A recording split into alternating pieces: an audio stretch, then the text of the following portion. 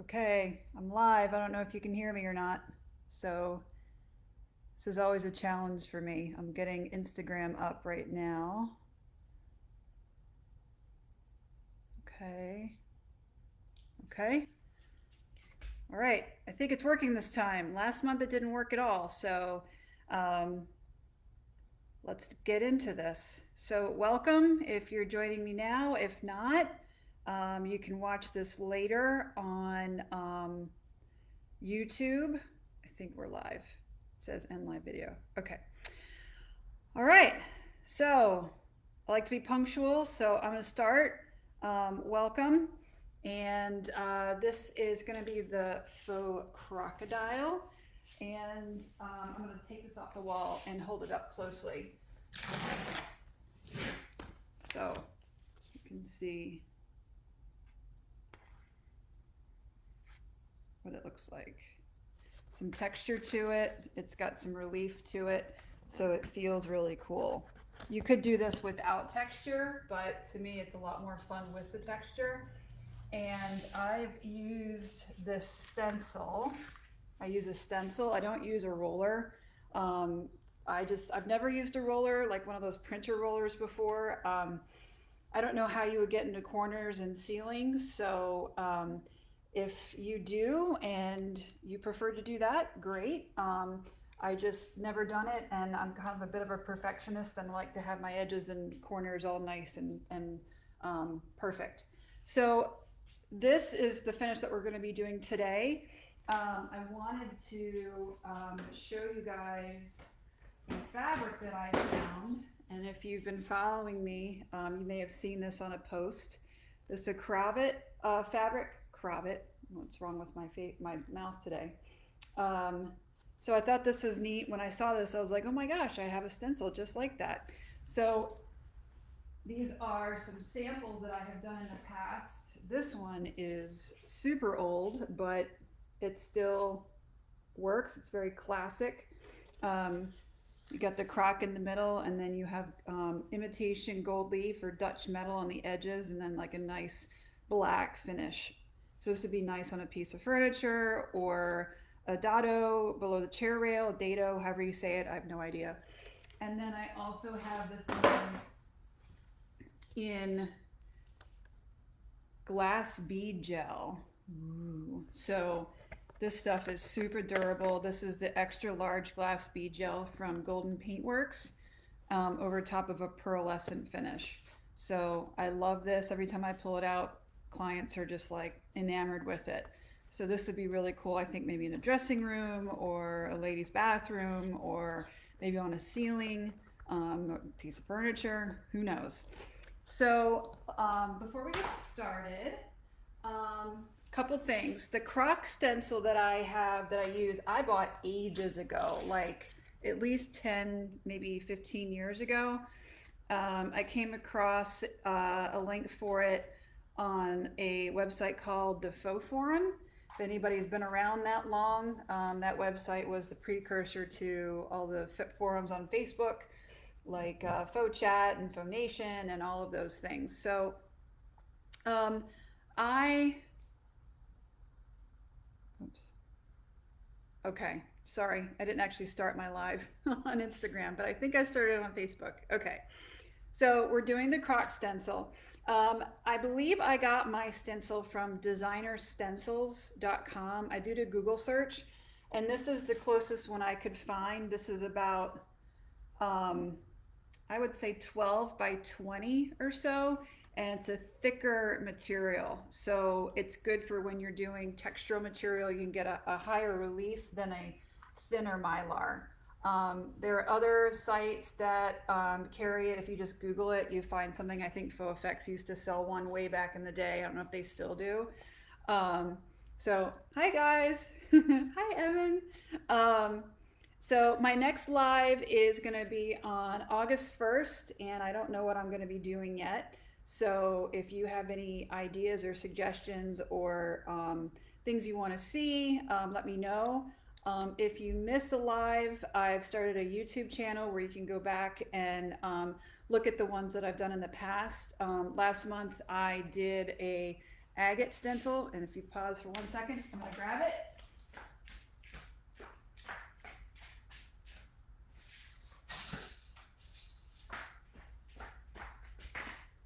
Okay, so this is the one that I did last month with the silver lining. This is the one that I did before with the gold lining. Hi, Brian. So you can see the difference if you tuned in last week and you didn't see, last month, you didn't see this finished product. This is what the silver looks like. So I don't know how well this shows up on your screen, but let me know what you think, which one you like the best. I kind of like the gold, but the silver also has a nice look to it. So anyway, all right. So YouTube channel, if you go to my website, there's a link there, or you just look up Lenahan Studios. There's also the Facebook group Finish Challengers that I've said before, where I post these videos also. And I'm hoping to create a forum where people can post questions and ask things about anything that they have problems with, and not be affiliated with any product lines or you know, any sort of bias towards anything. So this is small. I've only done it for a few months, but I'm hoping that more people join and more people ask questions, and hopefully we can get a big group going. And finally, if you are in Maryland or the Baltimore area, on September 8th at 6 p.m., I'm going to be teaching in person at my studio a glass class, and hold that thought, where we will be creating one of these. So if you are in the area, go to my website, sign up for the class. This is really fun. This is a, I guess, a candle hurricane or a candle vase. Put flowers in it if you want, give it as a gift. It's really pretty, and it's super easy too. So if you're in town, September 8th at 6 p.m. here in Catonsville. All right, so without further ado, the first step we're going to do, I'm going to move this off to the side so that you can make sure it's still in the view. Okay. So I prepped my board like a good former art teacher. I have everything set so we can be efficient with our time. I prepped my board just with primer. The color of the base does not matter. Ooh yourself, Evan. So this is going to get covered with this material here. So this is Golden Paintworks glazing gel, and you could also use Faux Effects Palette Deco Clear. This is a clear gel medium. It dries clear. However, on darker surfaces, this is my second board that we'll be using as the second step.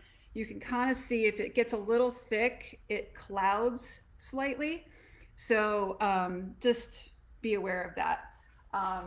I don't really care if it clouds a little bit because we're going to be painting over it. But if you're looking to have like a clear finish, say like we did with this cabinet finish, the clear might matter. So this one was done with Palette Deco Clear from Faux Effects. Okay. So first thing you're going to do is lay out your stencil. So for the very first time beginners, make sure that your stencil, I like to lay out the whole wall with all of my registration marks. Again, I told you I'm very anal. So this one has little triangles in the corners that you can see that you can, let me see if I can, there you go. So right there. Some stencils have a pattern that you line up and then you transfer the image across. I think Melanie Royal's Royal Design Studio stencils have some that way. So what I'm going to do, I'm just going to do one just to show you my technique. You can spray the back with spray adhesive. They have low tack, and then they have this stuff, which is pretty aggressive. This is what I had on hand. So if you have this, spray it lightly, let it dry for a little bit so it doesn't peel off the base coat paint. So I already did this before, so we can get started. So if you're doing a sample board or a wall, you would offset it so that you could line up the edge with the other side. But I'm just gonna kind of wing it here and come back to this later. So I'm gonna put some extra tape on. Now, when you're doing a stencil with thicker material, it's a little bit of an art to get the feel of it. If you stencil traditionally, either do it with a stencil brush where you just have a really dry brush and you do like a swirling motion or a pouncing motion, or sometimes just a roller where you roll the color on. For this, we're going to be using our trowel. This is a Japan trowel. The metal is a little bit more flexible. It's not like a Venetian plaster trowel or a lime plaster trowel. I also have these Japan scrapers, so either or. So what I do is I just put a little bit of material. It's white when it comes out, it dries clear. So I put some on the edge of my trowel and I hold down the edge and I kind of lay my trowel flat and then pull it down at an angle. Go slow because you don't want the material to go under your stencil. So I'm just laying it down, my trowel's almost flat to the surface, and then I kick it up to about 30 to 45 degrees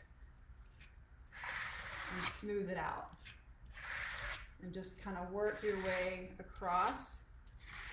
You could turn the trowel on the other edge.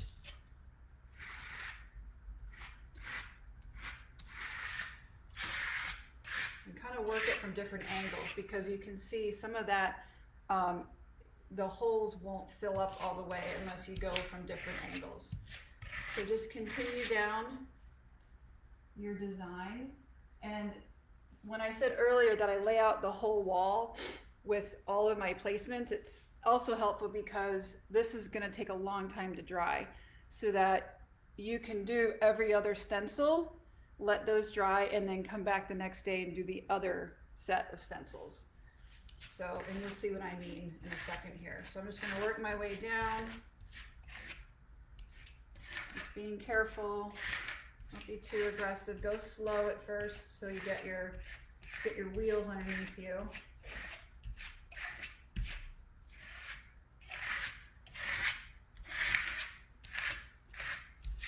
And maybe this one I'll do differently and post how I finished it off in the Finish Challenger group. So, ooh, goodness sakes, I have something gross on my, doesn't really matter, but looks like baby poop. Always check your materials. Anyway, keep going. That's going to be covered up later, so it doesn't really matter. Okay. Take all your excess material, and since this got contaminated, I'm not putting it back in the container. So I have a bucket of water down here. Let's put it in there for now. So now here comes the fun part, but also be extra gentle when you do this. Just peel gently away from the surface. So you don't want this to fall back into your wet material. Okay, so I'll show this to you up close so that you can see. And then I also want to talk about cleaning your stencil. So if you can see, I'll hold it up. You can see how it's three-dimensional. There's a little bit of a relief to that. Again, that's going to dry clear. Our base coat does not matter because we're going to be painting an opaque color over top of it, a metallic dark steel gray. So I'm going to leave this here for now. Or actually, no, I'm going to put this over here. Let that dry, come back to it later. So when you have a stencil, I'm going to clean it here. I would take it over to my table, but I can't move my cameras. So because my stencil, I didn't use a lot of material on it, I scraped most of it off. What I can do is take a wet rag, or I can take my trowel and scrape off any excess material that's on my stencil to remove it, and then just scrape off anything that's left on the wall. So that's what came off of there.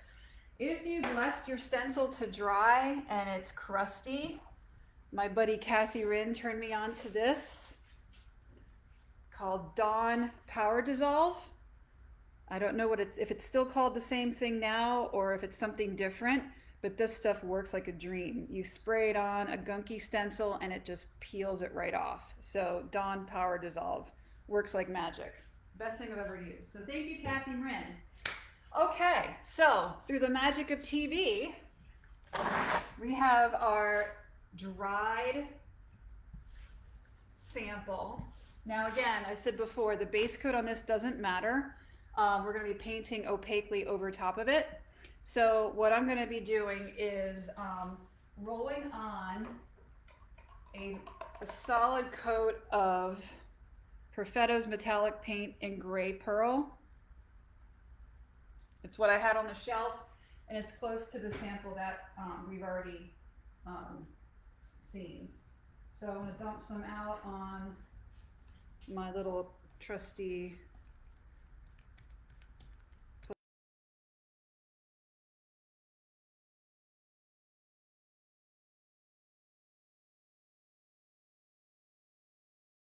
So it's not quite as opaque as the Modern Masters.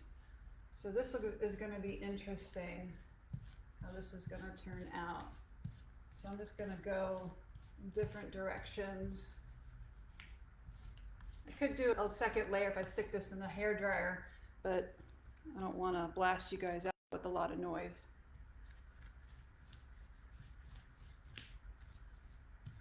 Actually, I'm going to have to do that anyway because I need to dry it in order to do the final layer. So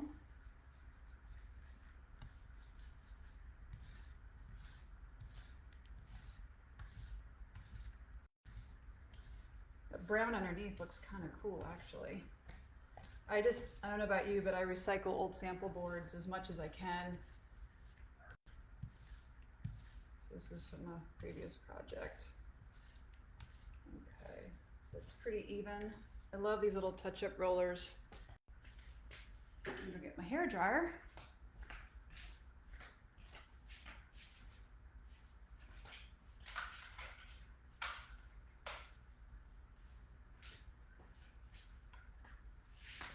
So it's gonna get loud, so turn your volume down if you don't want to hear the hair dryer.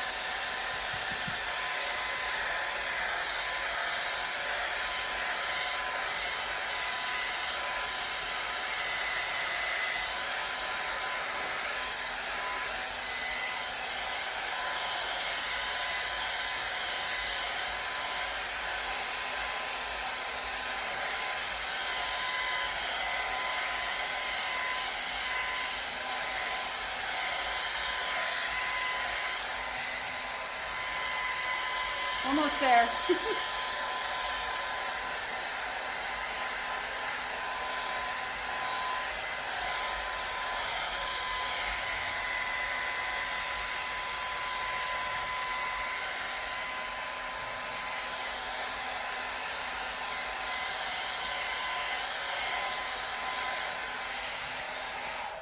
Okay. This actually looks kind of cool on its own. Let me take it off, and it's a little bit more subtle. You didn't want to put the black glaze over top of it, but that's what we're gonna do. So that's the final step. So use your favorite glaze and tint it with black and a little bit of raw umber so it's not too black. I have this very full container of glaze left over from a previous project that I'm going to use. So use my favorite tool, best thing ever invented, and then just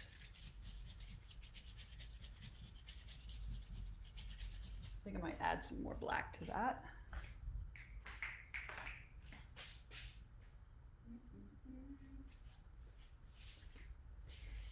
Okay, sorry. I have tools everywhere. Like when I get done with a project, I dump everything and then I don't put it away right away, and then I forget where I put it, and then I have to go back and search. But luckily my studio is not that big. Add some black. Woo, that's black. Okay, let me cut that back a little bit. I'm using, when I tint my glaze, I like to use this stuff. I've used this before. It's slow dry, so for someone like me who's really anxious and worried about things drying too quickly, it's got some great open time. The glaze that I'm using is Design 77 glaze. Again, another discovery through the magic of the interwebs and IDAL. My friend Kathy Wren again turned me on to it, and this stuff is super, super awesome. If you're old school and you've used oil-based glaze, this stuff is pretty much almost on par with old school oil-based glaze. You've got a lot of open time with it. You can go back and finesse it. So, all right, so my board is completely covered. And then all you gotta do is make a nice pad with your blue towel and just buff it back. I like to use blue rags because a little bit more even. I don't know about you, but like lately when I buy rags, they're just crap. They're just like scrap whatever. They're not t-shirt material anymore. And they're small and they're irregular. So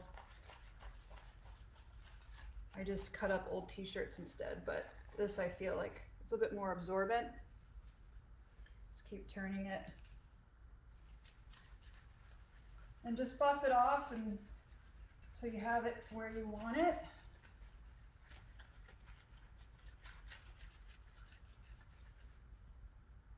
Anybody out there in Facebook land? I don't see anybody asking questions or anything, so I don't know if anybody's joining me. So we're almost done. I'll turn it to a clean spot and just do one last kind of even wipe down. So if you wanted to, you could go back and add in a little bit more black if it's not quite, you know, enough for you, but I kind of like that. So I'm gonna let that dry, but I love to take the tape off. So let's do the tape reveal. Dun, dun, dun. Voila! There's our silver croc. So let me know what you think, if you have questions, if you need anybody to, or need me to link any products, I can do that. And yeah, so that's it. Thanks for joining me. That was a quick 20 minutes, and I'll be posting this again on my YouTube channel and in the Facebook group, Finish Challengers. So thanks for watching and have a great Monday night. Bye.